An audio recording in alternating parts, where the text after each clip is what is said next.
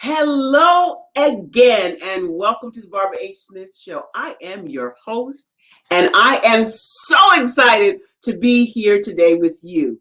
You know, it is a wonderful time to be alive with all of the information technology we have available to us, and I have some new information I want to share with you. Unleash the Speaker Within is a mastermind class that I am doing, and I want you to show up 8 a.m. on Tuesday, next Tuesday, so that you get a sneak peek of what Barbara H. Smith is working on. That's 8 a.m. Eastern Standard Time for the Unleash the Speaker Within.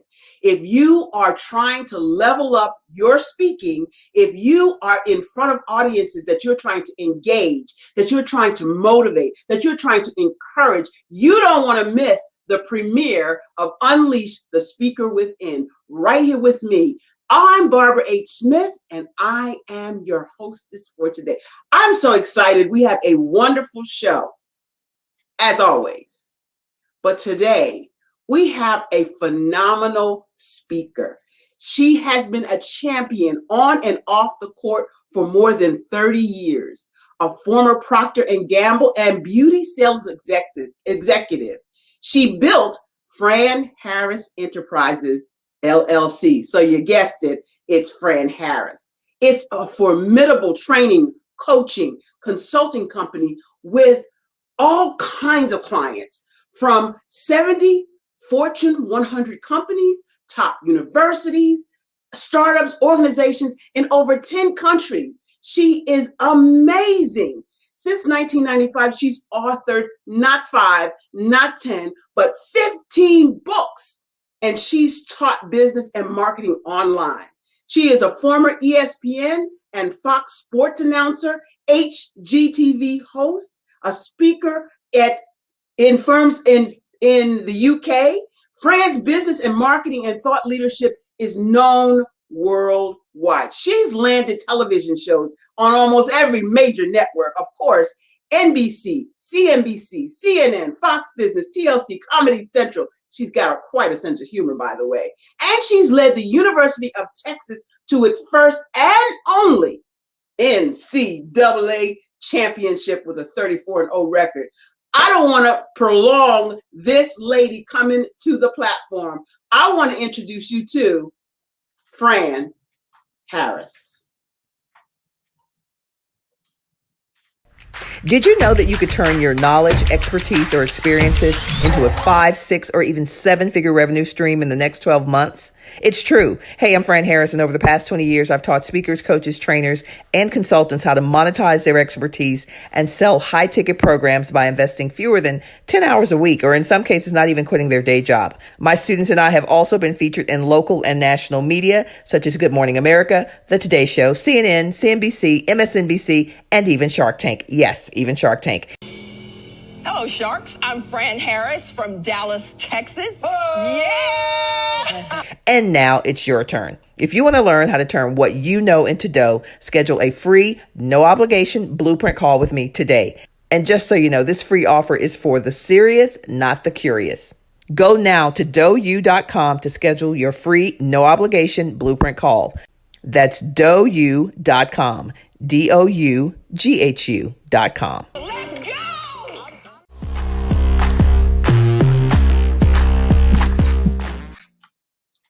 So, Fran Harris, what's up? What's up? Listen, that introduction, I'm telling you, I need to hire you as my hype woman. That nobody has ever introduced me with such passion and fire. And I was like, let's go. I love it. Let's go. So good to see you again, Barbara. Good to see you. And I'm all in for being your hype. Let me tell you, I am so serious about that, Fran. So stop playing. Stop playing with me. So glad to see you again. Great to see you. I have to ask you real quickly before we get started. What's the H for, honey? What's the H? What's the H for in the Barbara in your brand? Well, what happened is my full name is Barbara Ann Holmes Smith. Right? How many Barbaras do you know? Yeah. How many Barbara Anns do you know? A lot. Yep. And so what happened to me is I ended up having my dental records mixed up. My IRS records got mixed up. And so I said, I got to do something about this. And so people want us to put a hyphen in there. It's not a hyphen. It's just Holmes because I need something in the middle. So that's the age. That's the age. Nice. You can play with that hunger, hustle. I mean, you can play with that. Just saying. So I want to give a shout out to one of my students, former students, James B. Snipes III is out there. So proud of you too. My God, thank you for being out there. Listen, Fran, I know you've got lots of stuff going on. So tell our audience, what are you working on right now? Some huge, huge projects. So if you're a fan of Shark Tank, you may have seen me on Shark Tank in January, and then my episode ran again in March. I just launched a new better for you functional hydration drink company called Electra. And it is all about putting something better in your body than what's in the sports drinks category. We all know who the Titans are in that category. We're not going to give them any pub on Barbara H. Smith's show, but y'all know who the big guns are in the sports drink category. So we've just created something that's less sugar, fewer calories, much more stuff that's good for you, putting into your body, vitamins, amino acids, antioxidants, less sugar, 6 or 7 grams of sugar compared to 35. Very proud of that. And that's what I'm working on. That's one of the big projects that I'm working on right now is my Electra company.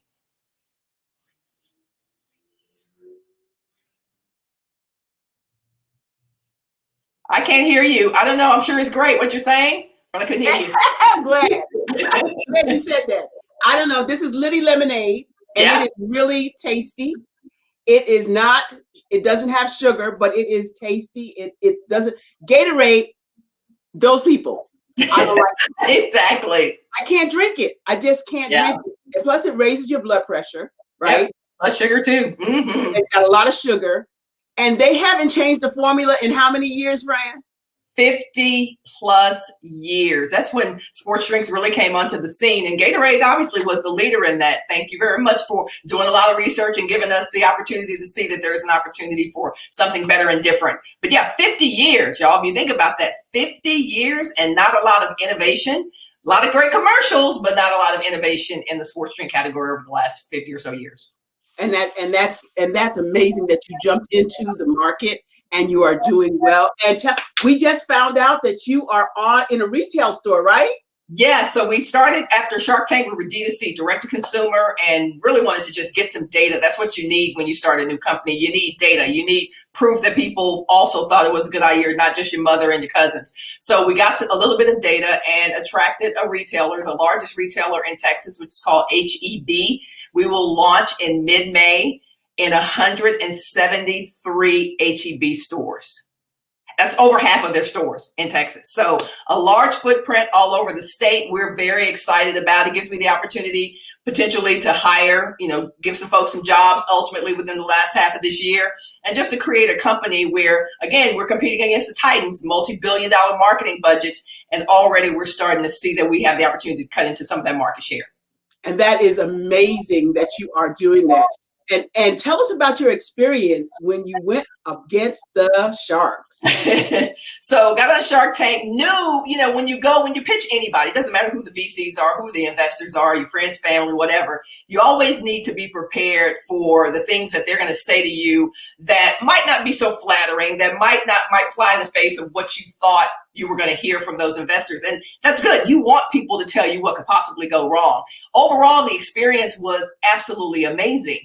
Because I walked out of there with the deal. But the great part of that was that I got to hear a lot of objections. Mr. Wonderful was like, why in the world would you go into a sports drink category and get crushed by the behemoths in the category? You will never make it. And I just had fun with it. I was like, listen, I've already thought of that. Here's what we're doing about the bottles. He was like, why would you ship bottles? Bottles are so expensive. Again, you can't be rattled by the naysayers out there. You can't be rattled by the folks who don't think that what you're doing, your great idea, is going to work. But honestly, overall, it was so much fun. And I always tell people, if you get on Shark Tank, you've already won. I mean, honestly, 8 to 9 million viewers every show. Wow. You've already won. So as long as you know what to do with that exposure, you can make it work for you, even if you don't get a deal. That's so awesome. I know that you're working on some real estate ventures. Let's talk about that some. Yeah, real wealth. You know, we don't historically we haven't talked a whole lot about wealth building in our, you know, in our families and our cultures or whatever. We know that in each of our families, we've probably had people who've had their land stolen.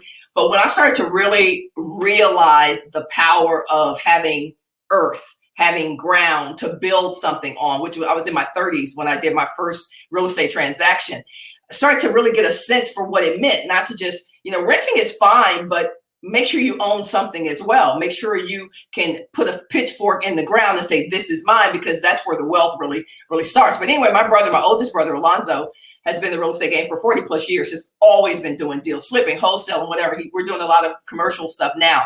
We decided to joint venture, get into business together about 4 years ago to start building sports facilities, right? So we started doing the research about, you guys have probably seen these youth like Boo Williams over there in Virginia, these big conglomerates that have volleyball courts and basketball courts and those kinds of things. So we started looking at that near our hometown of Dallas and have gotten to the point where now we're about to develop 2 or 3 of those. And one of the things I was saying to you, Barbara, earlier was we typically, meaning Black folks, typically are on the back end of these kinds of developments. So we come in after it's been built, you know, and spend all of our money in there, send our kids to play in tournaments every weekend for $300, buying sneakers and all this stuff. But we're not typically owners of those kinds of things. And so I'm on a mission to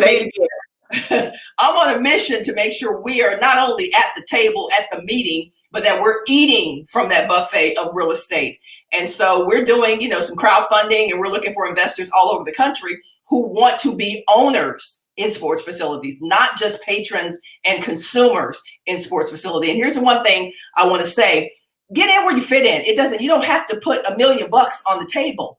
Think about this. If you put in, I'm just going to give you a number, you know, 10 grand here and then 5 grand there and then 20 grand there, but you're part owner of 4 or 5 or 10 or 20 sports facilities, you are building wealth, right? You don't have to own all of it, because you probably heard the famous thing, it's better to have a little bit of a watermelon than everything, all of a grape, right? And sometimes we have to get out of the mindset of, well, I don't really own that. Listen, if you got 1% of a $100 million company or $100 million facility, you're doing something. If you've got 2%, you know, of a $20,000, $20 million, you're doing something. So you build wealth incrementally. It's not always just getting it and owning everything at one time. So I'm trying to get more of us at the sports facility, in fact, not even just sports facilities, but at the commercial real estate table. Yes, commercial real estate is where it's at, sure, right? And so you're doing the facilities. You got the electro drink going on. That's the facilities. Yep. What else is going on in the life? Well, today, it's funny you say that. Today, I actually, because I've got a real creative side. I've been writing books, but I've also been writing novels and writing screenplays and doing documentaries. So today I actually cast a couple of people for a new play that I am premiering in Dallas in July. I actually did this play. I wrote this play, oh man, what are we, 2021? At least a decade ago. I wrote the screenplay at least a decade ago. Then I went to Dallas and did it for the first time in like 2010 or something like that. And then just kind of put it away. I don't want to say something about putting it away. It's really good. We sold out, but I put it away and went on to something else. Then last year in Virginia, ironically, because I know that's where some of our viewers are, I dusted it off, cast it, and did it in Charlottesville, Virginia. Sold out within like 2 or 3 weeks. And then COVID hit. And so we had to shut down the performances, and we were actually going to do a tour. But it's a play. It's going to be a movie, actually, about a gangster rapper who, on the eve of his biggest audition, finds out that he can't curse because his daughter prayed and asked God to remove those words from his arsenal. So it is hilarious. And it's, the message is on point because it makes us, as people who love rap music or who love illicit lyrics or whatever we like to be, but sometimes we know the words aren't really what they should be. Well, we got a 9-year-old in this play and ultimately movie who's saying, Daddy, are you really saying this? Are you talking to me when you're singing these lyrics? So wow. I can't wait for you guys to see it. It's going to be amazing. So when you're doing this play is it going to premiere in Virginia first? Is that where it's going to premiere in Dallas in July? Yeah, Okay. in July, and then off we go. I think the country will open up a little bit. I actually spoke to someone and exchanged emails today with someone in Louisa, which is near Charlottesville, today because we were going to do it there last spring, and then the country shut down. So we're already starting to pick up Atlanta. We have about 6 or 7 cities already on the schedule, on the tour. So the actors in the tour, are they traveling around, or are you picking up people as you go along?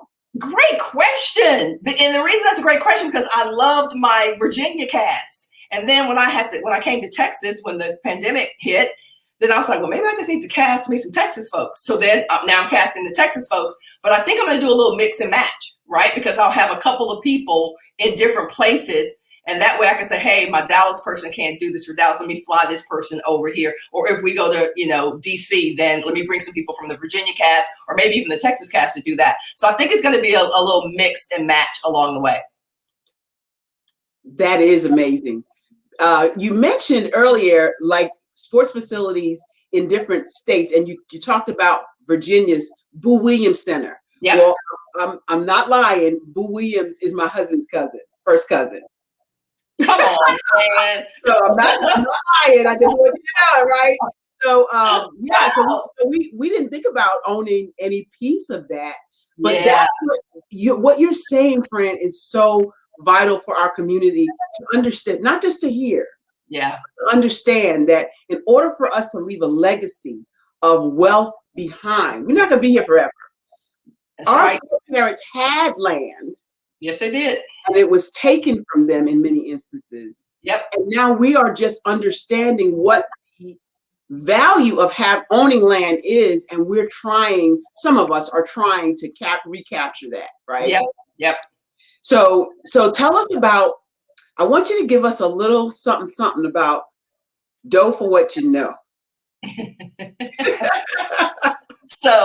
So it's interesting because I came up with that moniker probably 8 or 9 years ago, and just said I'm gonna buy some domains on that because what I'm doing is actually teaching people. But everybody was saying teaching people how to monetize their expertise. And I said, well, what am I doing that's different, or how can I position it so that it's different? And I said, I know, we're making dough for which helping people make dough for what they know. And so I thought about that 8 or 9 years ago, because what I started to see was that people were speaking and training and coaching and consulting and teaching and online courses and those kinds of things, but they really didn't know how to fully exploit all of their expertise so that they could build more than just a 5-figure business, that they could really look at everything they knew, their experiences, their expertise, their know-how, their talents, their skills. If you look at that whole bundle of who you are, everybody watching us right now is sitting on at least $1 million brand, every single person. But the reality is that most people will never realize that, as in actualize that, because they don't necessarily value their experiences, their expertise, their know-how, all the things that have happened to them. And so I teach courses and I teach masterminds and events. I could do live events where people come in for a weekend and actually leave with their multi-million-dollar plan to exploit their brand. So whether that's something that happened to you, I'll give you an example because I don't want to keep it general. For instance, let's say I've said to people many times, if I made a list of all the things that have happened to me in my life, one of the things that stands out is the fact that I lost my mother at age 16. If I just wanted to do one whole exploitation of grief, if I wanted to do mothers who've lost their, daughters who've lost their mothers, sons who've lost their fathers, people who've lost their parents, if I just wanted to exploit the term and the field of grief, I could build a multi-million-dollar company probably in 6 months, just on grief alone. So when you're listening to me now, let's take my basketball career. If I just wanted to do something just for basketball, forget my television career, forget my real estate, forget all that. If I just use the basketball arena, pun intended, I could create a 6-figure, 7-figure business in 6 months just with basketball. So one of the things I try to help people realize is that it doesn't matter what your life has been. It doesn't matter what you think you have and what you think you know or whatever.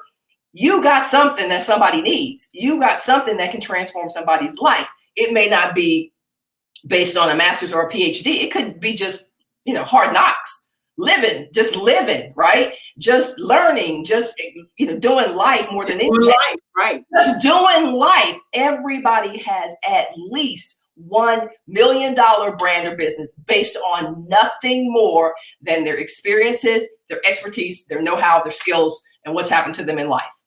So that's what I call making dough for what you know. So you call that making dough for what you know. I'm asking for just a little bit more insight. Like if you had one mini chapter that you could explain what you teach people to do, to use what they have experienced to give them dough for what they know, what would you tell them? How would you introduce them? How would you take them through the process? Well, the first thing I would say, one of the things that we do is use something called my pie exercise. And so that's to take your passions, your interests, your expertise, and your experiences, right? So literally just using the acronym PIE to make a list of at least 50 things that you know, have done, or experienced. That's the first thing. Once you get that master list of what you know, what you've done, or what you've experienced, right? Any skills that you have, then you start to delve into kind of where your heart is connected. Because just because I could talk about and build $1 million company on grief doesn't mean that I should do that, right? Just because I know how to doesn't mean that I should. So now we start to talk about alignment. Where are you most aligned? Are you most aligned with your basketball career? Are you most aligned with entrepreneurship? Are you most aligned with financial literacy, or whatever? Now we're talking about aligning your heart with what your purpose is, right? You got a list of 50 things, but you're not going to do all 50 of those things. More than likely, you're going to probably pick 5 that you feel like you can really, that might be your calling, might be your divine assignment. So you go do that. And then what I tell people to do is to actually kind of put some feelers out there, like you're fishing.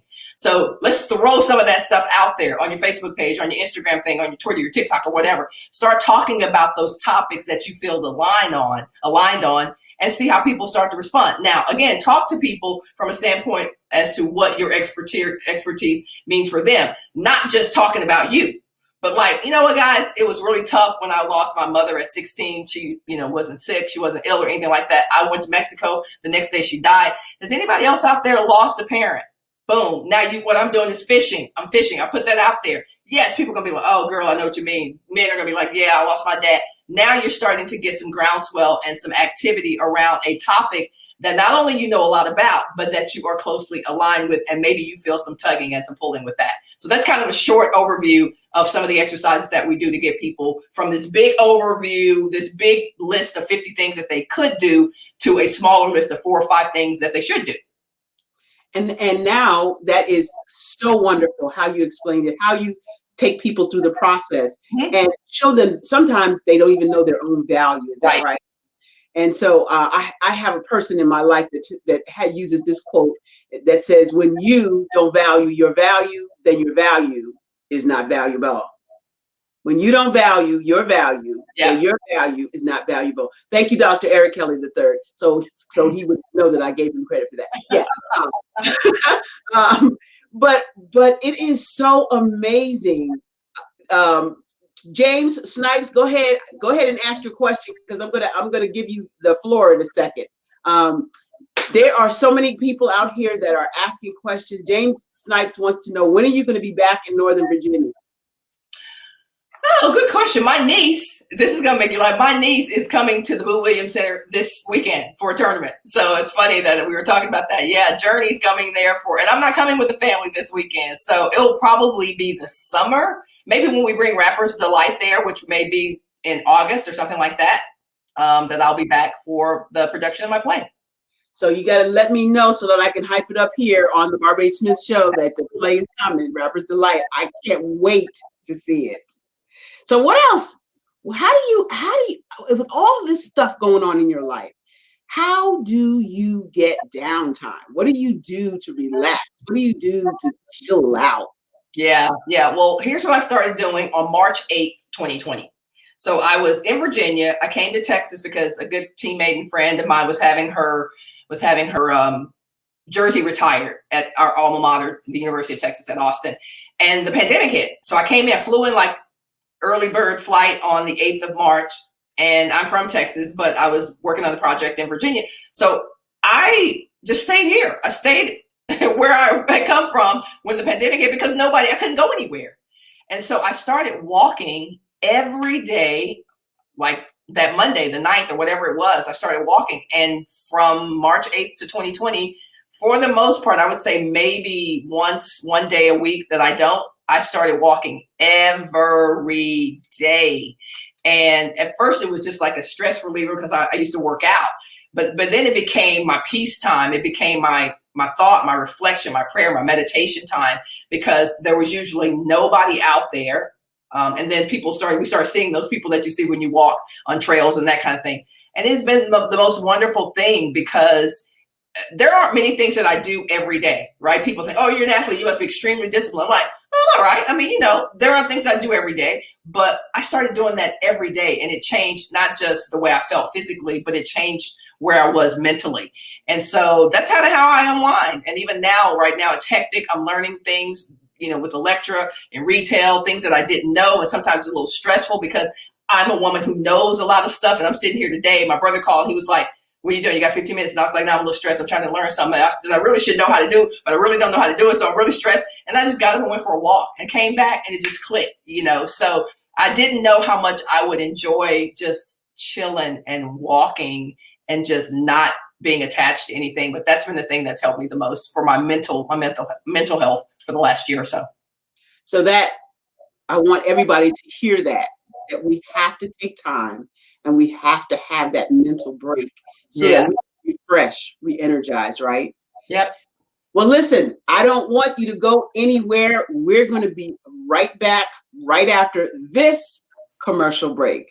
Don't you go anywhere. Hi, I'm Barbara H. Smith, known as the Masterful Presenter. If you could figure out a universal language, personality code that connects with potential client, how powerful would that be? I empower people to communicate better what they do, what they have, and what they bring to the table. People love to buy. I don't need you to sell it to me. I come in there with an intention, and that's what you're going to do going forward. You're going to go into networking events with intention. I am here benefiting from the wisdom of Barbara Smith. She gave so much information on how I can just excel in my business, and I'm taking it to a whole nother level. I'm learning a lot that I didn't really know about my business. The information that she's been presenting has been informative and helpful to me. If you have not been in the presence of Ms. Holmes Smith, you need to make sure you do so. Her workshops are authentic. She comes with such training, and she just graces you with her presence, and she allows you to feel the experience like none other before.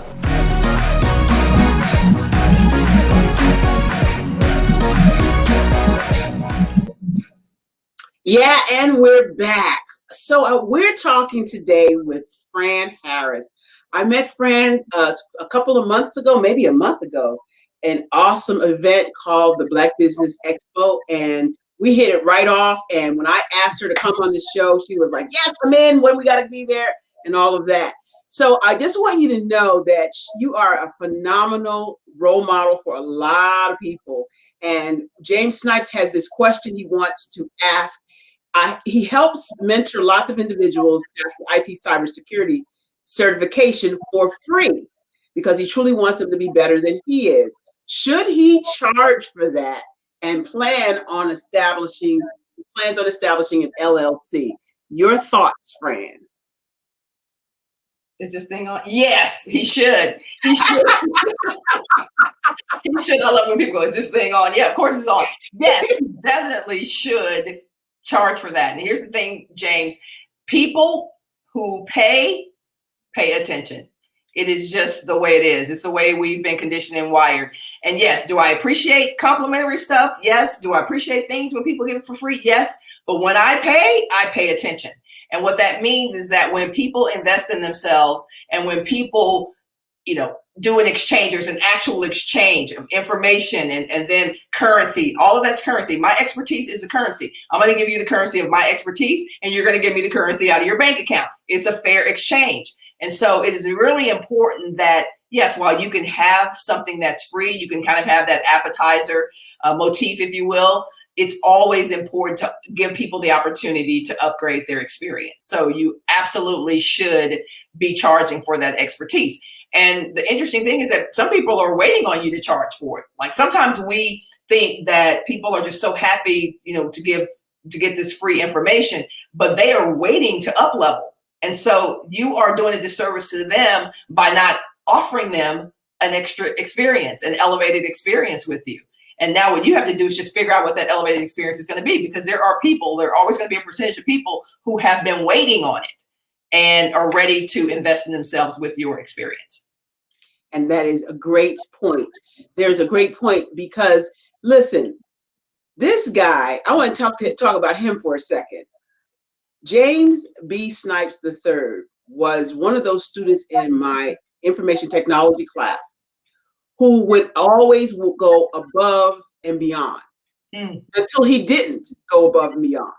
He was hanging out with some friends and he didn't always do what I asked him to do. So one day I pulled him to the side. I said, listen, you are one of the smartest guys in this class. And now, James, I want you to drop your credentials in the chat because I want to give a shout out to you. And now he has gone above and beyond any of the wildest expectations that even he had for himself. He gives me some credit for that, but it was all him. Mm-hmm. And that's what I do. I see the diamond inside people and break it away, break that coal away from them so that they can see the diamond in themselves. Mm-hmm. And that's what I love about what you do. That's what I love about what we do as coaches, as mentors, as teammates in this whole self-development as well as personal development. Mm-hmm. So, James, you heard it first from Fran Harris. Get your money, baby. Get your money.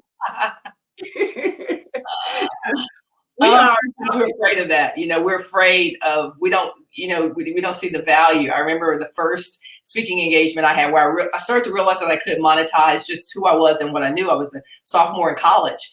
And at that time, the NCAA would not allow student athletes to be paid. That's about to change this fall, thankfully. But literally, if I would go and speak somewhere, it was just like, oh, thank you so much. Come to a game. And I remember speaking, I think it was at Dell Computers with a group of CEOs or department heads. And I said, I know you couldn't pay me for what I did today because it would be a violation of NCAA rules. But if you could have paid me today to talk about championship team building and leadership, and I'm 19 years old, literally 18 or 19 years old, how much would you have paid me today? And the CEO said, about 10 or 15,000. I said, 10, 15,000 what? He said, $10 or $15,000? I said, really? He said, yeah. He goes, we have people, we pay, they're not nearly as good as you, and we pay them $10,000 or $15,000, And I started to realize, people literally, y'all, would pay me for my story. I had no training, other than growing up in church and doing speeches and Easter and all that stuff like that. But I had no professional training. They called me to come in and talk about leadership, championship team building, culture at 18 or 19 years old. And they would have paid me $10,000 or $15,000. So it's not about the degrees. That helps. I'm not going to say that it helps to stack a little more paper on your thing, but it's not about that. It's about your expertise, your knowledge, the transformation that's going to happen after you leave a place and you're speaking somewhere or you're coaching or you're training. So you have value. Other people know it. They already see it. And you can't be afraid to go get that money. You can't be afraid to say, when someone says, so what's your fee? You can't be afraid to say $25,000. Yeah, reverse it in the mirror. Yeah, absolutely. Sandra Lucky has a question. I want you to respond to her. What would your response be for people that say, if you don't have papers, your hard knocks life is not to be taught for pay? I say that's a lie. That's a lie. Did you see the movie The Pursuit of Happiness? I mean, oh yeah. With Will Smith, that guy was just working to get to wherever, to just hard knocks or whatever. So I think it is a misnomer that you need a degree to make an impact in the world, because you don't. Some of the people that I've learned from, whether it's financial literacy, whether it's business literacy, spiritual literacy, they're not they're not doctors, they're not ordained ministers. They were just people, as my mother used to say, who had good sense. So I'm listening to the people with good sense, and I'm listening to the people who make sense. right? And so, no, I mean, you don't need degrees. You don't need letters behind your name. Those are meaningless every single day. That doesn't mean that they aren't worthy, worth pursuing, because they are. But They are. I'm not going to stop doing something or not apply for something or not enter the room because I don't have a certain credential that makes other people go, "Ooh, wow, but that's, whatever."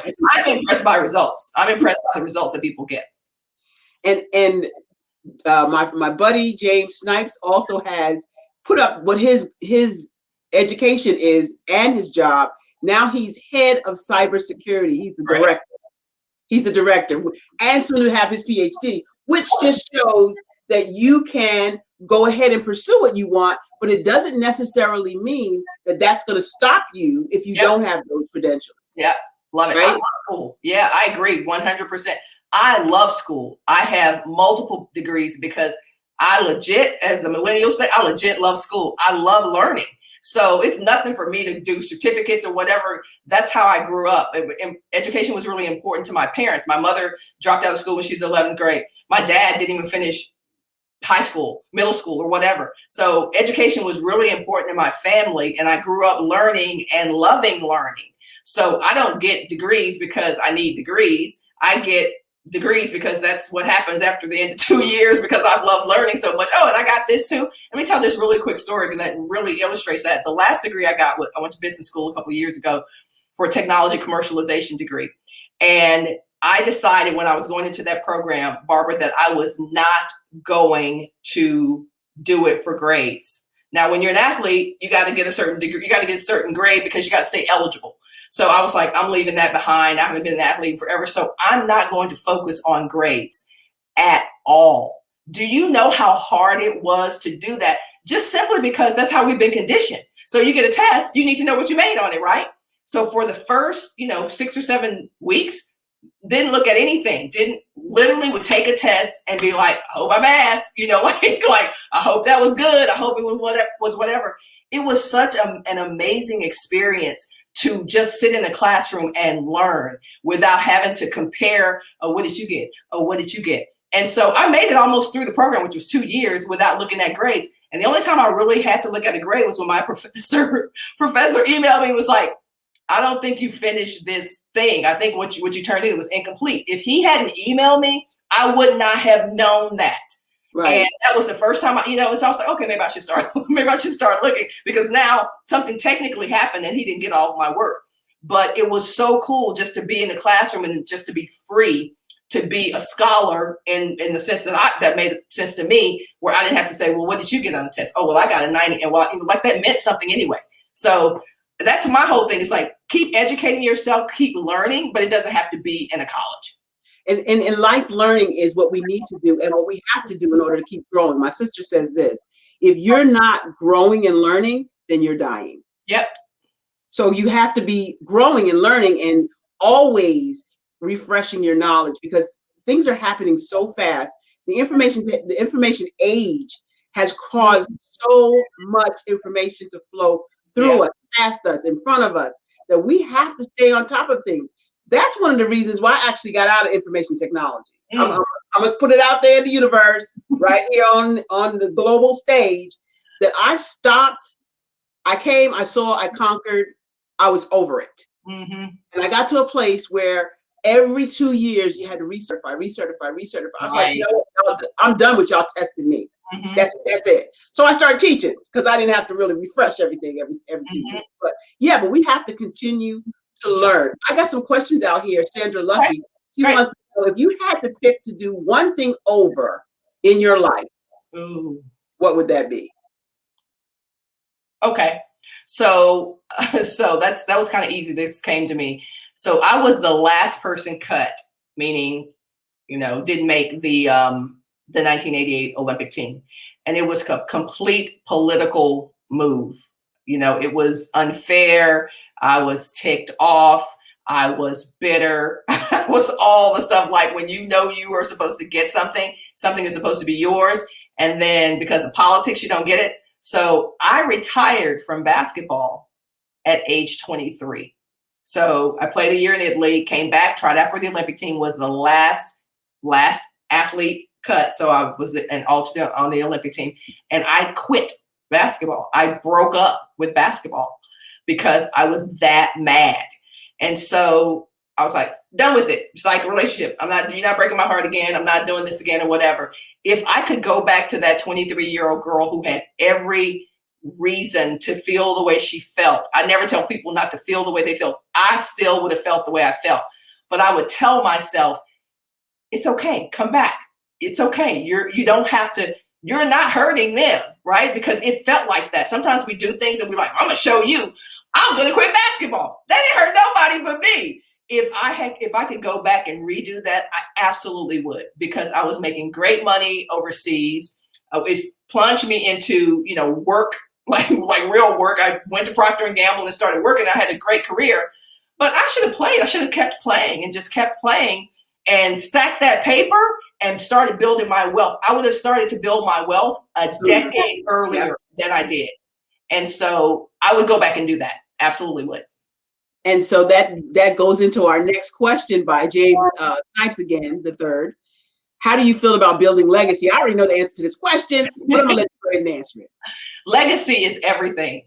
It is why I am doing this beverage company, because I started to look. It's why I'm doing the real estate, and it's why I'm doing this beverage company. I start to look at my life and start to say, okay, what are the things that I've done, and what are the things that will easily still be here when I'm done. Well, the truth is, besides my real estate and now the beverage company, most of the other things were like, okay, well, people will know you're here because of these things, but they won't really, really, really know you're here until you build something. And for me, it was really important to something tangible, something that if it didn't have my name on it, it still came through me, right? And so for me, that was really, really important. And I got to that point about maybe 15 years ago where I was like, yeah, this is great. You made a lot of money. You built wealth through these things. You've personally invested in real estate, and now you have a nice little nest egg. But have you brought the people along? Have you truly put people at the table and gotten them eating from the buffet? For me, that's where the game started to change. When I started going out into our communities and saying, hey, this is what I'm building. Come on, be a part of this. Be a part of this. Not just my family, but my family. Come be a part of this. Everybody's not going to come along for the ride, but that invitation really started to change the vibration of things that happened for me. When I started to say, let's open this up to the greater community, your bigger family, and start inviting some of these people to the table. Same thing with Electra. So we solicit, investors for Electra. I'm always talking to people like, would you like to be, at the table and be eating with me? Then let's do it. So that would be my thing in terms of legacy. Now I have a couple of things that whenever I decide to make my transition, then you will still know that I'm here. There is a witness that I was here.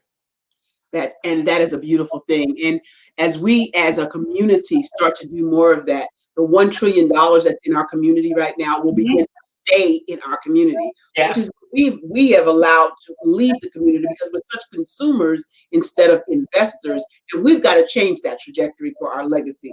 Yeah. Black Business Expo USA is asking a question. Fran, you created a Black Business University. What is it, and why did you create it?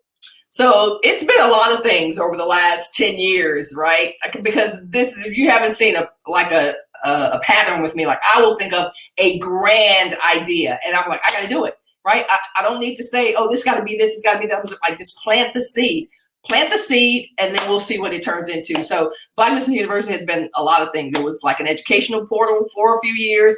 And now what I'm feeling that it is what I want to do is build the largest marketplace of Black expertise, Black genius.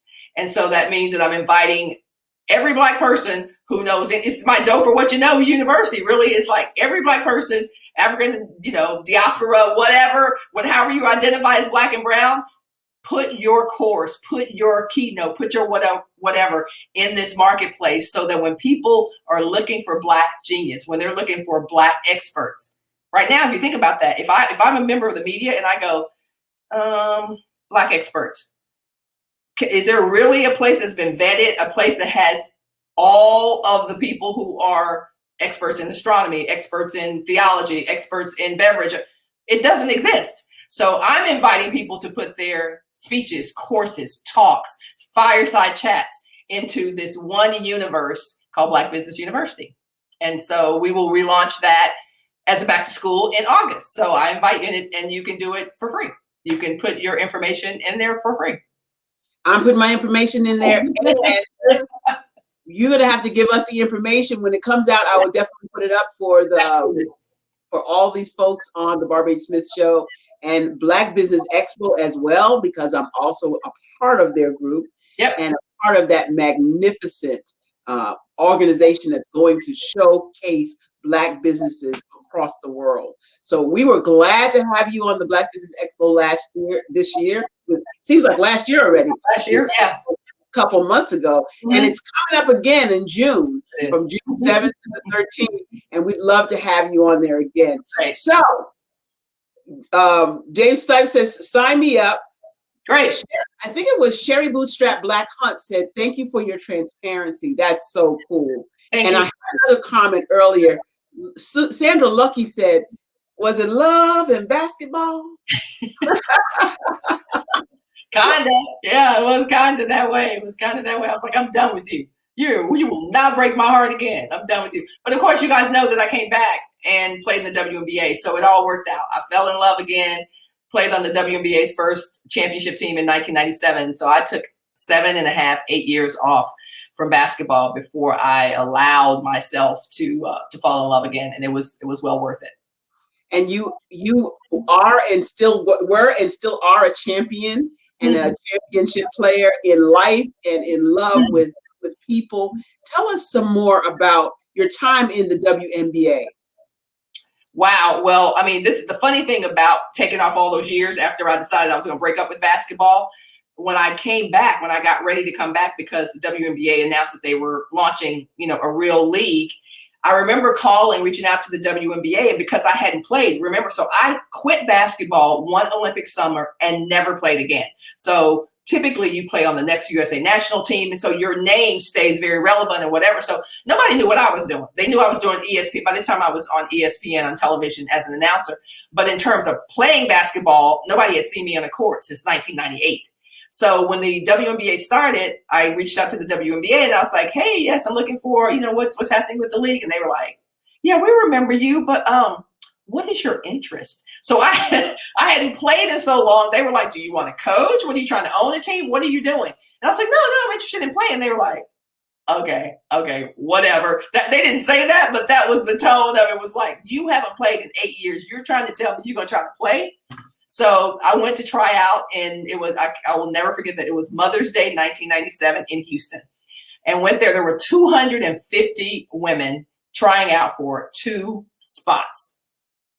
2, right? A lot of these women had just gotten out of college, so they're like infants. They're 24 years old. They're like, whatever. But what y'all know this, when you're an OG, and I was 31 at the time, you know the tricks of the trade. I wasn't 25, but I know the tricks of the trade. I know what coaches look for. So long story short, 250 women were there on Friday night. By Sunday, there were only 2 standing, and I was one of them.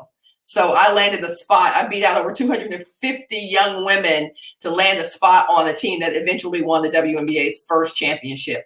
So I felt very fortunate and blessed in that situation, especially for a girl who broke up with basketball, who was like, you know what you're not gonna do? You're not breaking my heart. You ain't breaking my heart again. So the fact that I got over that, healed myself, and went back to the game that I loved, and I was able to win a championship was absolutely magical. That was sweet revenge, wasn't it? It was very nice.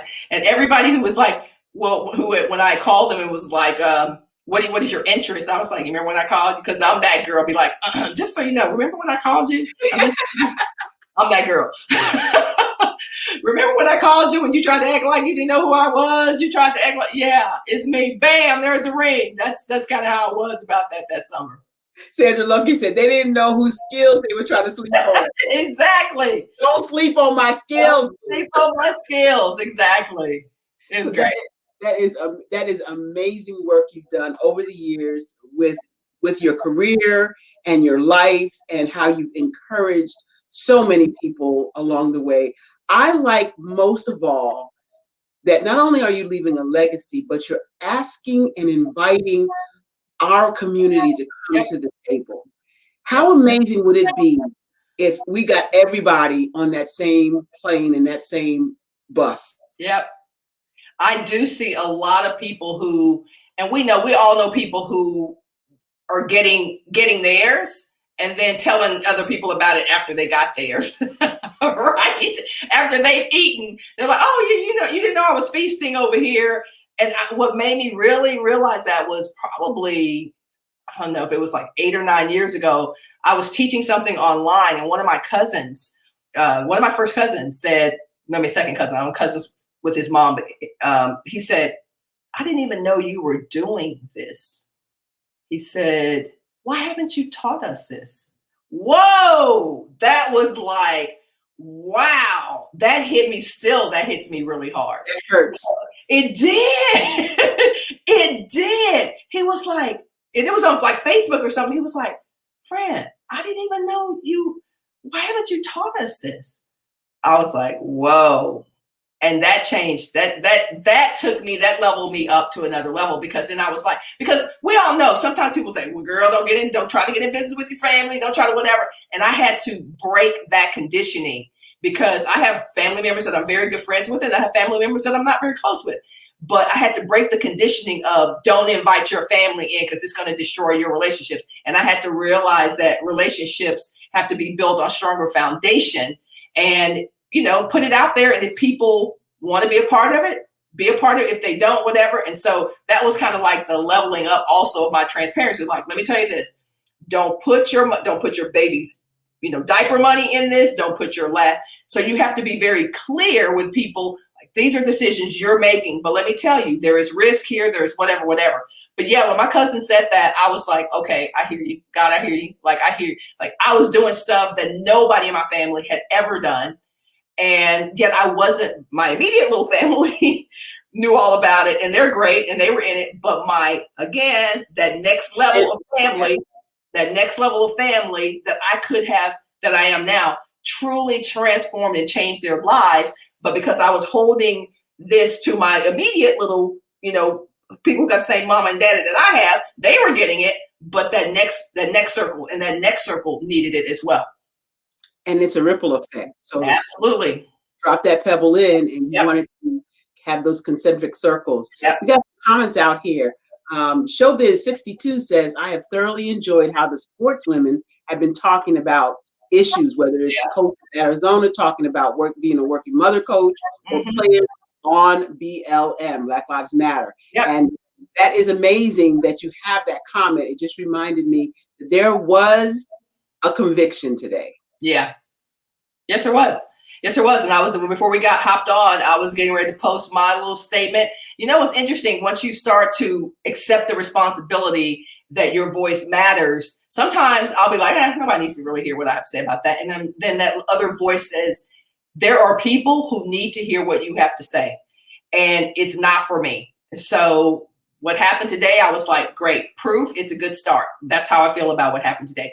It's not the end all. It's not justice. It's accountability, as some people are saying right now, but it is a good start. And the thing that I always say is that bad things happen. Bad people get to continue to do bad things because good people are silent. And so if there's anything, whether that's in your relationships, witnessing something in your neighborhood, bad people are counting on good people to keep their mouths closed. And so if you don't do anything else, speak up, talk up, make sure you are getting involved. Today was a good day, especially for the family of George Floyd and for the greater family of people who look like George Floyd. That is absolutely true. And I echo and ditto exactly what you say. It's not a victory dance. Yep. It's a small pebble in a pond. We'll take it. Yep. But what has to happen is a transformation in this country that our brown, Black people have value. Our lives do matter. Yep. All lives matter, but until Black lives matter, it's a moot point. Mm-hmm. And so you heard it first right here on the Barbara H. Smith Show. We are happy for the Floyd family, and we are happy for the conviction. But we've got a lot of work to do, folks. Don't sleep. Don't sleep. It's not over yet. Yep. You know what I wish? I wish that we could be as outraged out there as we are on social media. Oh, right. We mad on Facebook. We're mad on, I can't believe this, but when I ask you to come and vote, when I ask you to come to the Million Woman March, when I give you these opportunities, you got all these excuses. And I realize that some of us do get involved, but I'm just saying, if we were as outraged out there as we are in here, we would change this by this time next year. Well, but yeah, go ahead.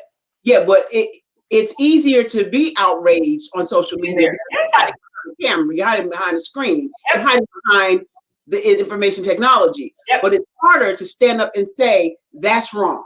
And so people we all need to. When you say something, you need to say something, because if somebody says something, then things don't change. Right. It has been an amazing. Showbiz 62 has another comment. There is a bill after George Floyd that will radically reform police. It must pass. That's a great thing that's happening right now. Again, we still need to voice our opinions, and not just our opinions. Action speaks louder than words. Show up at the polls. You don't think it matters? It matters. That is all we have for our show today. Oh, Fran Harris, I can talk to you some more. As we say in New York, I could talk to you for some more. Right now, we're going to have to get out of here in about 3 minutes. Do you have any last? I want you to give any information you want to give about anything that's going on in your life, how to get in touch with you, anything that you have as our last outtake. No, I mean, just get in touch. I'm on LinkedIn. That's a great way to do it. If you were not here at the beginning of the show, then you didn't see the commercial for dough.com, but we can put that in the chat, dough.com, doughu.com, where I teach you how to turn your expertise, knowledge, know-how, experiences into a multi-million-dollar brand and business within a year. It is an application process, but we will get it done. And that's simply what we started talking about this story at the beginning of the show. And that was, how do you take everything you know, everything you've done, and actually create a brand and a legacy that can be here when you leave? So check out dough, as in dough for what you know, like bread dough, doughu.com. That is so wonderful. And if you'd like to be a guest on the Barbara H. Smith Show, you can apply at support@thebhsshow.com. That is support@thebhsshow.com. I have had a phenomenal time with our guest today, Fran Harris. She was an amazing guest. We continue to bring you enlightenment, entertainment, business, and all kinds of fun conversation right here on the Barbara H. Smith Show. Don't you miss it next week. I'm Barbara H. Smith, your coach, your mentor, your celebrity speaker, trainer. And I will see you next week. Thank you for spending time and space with me.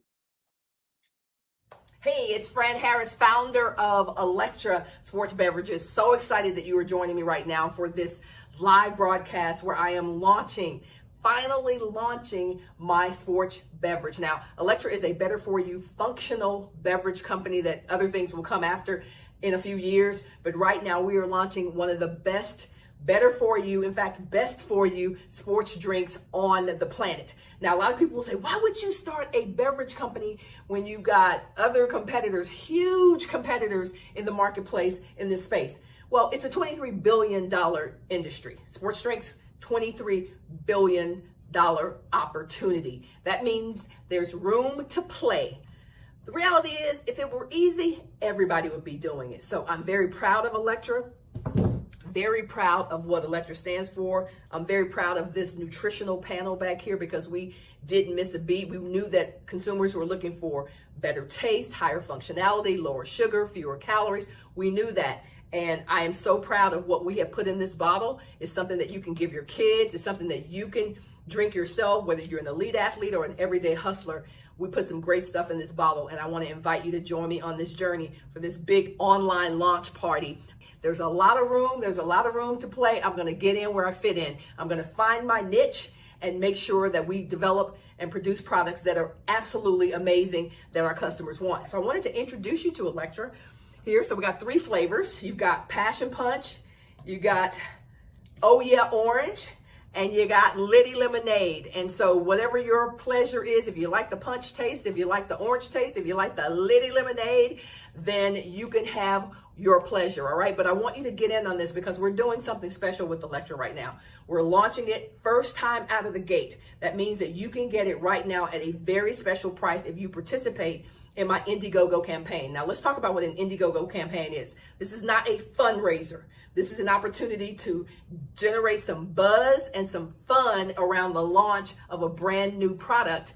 And you get the opportunity to get things like t-shirts, come to some private events. It's an opportunity for you to be a part of something bigger than all of us, right? Imagine if you had been there when that other sports drink had started 50 years ago.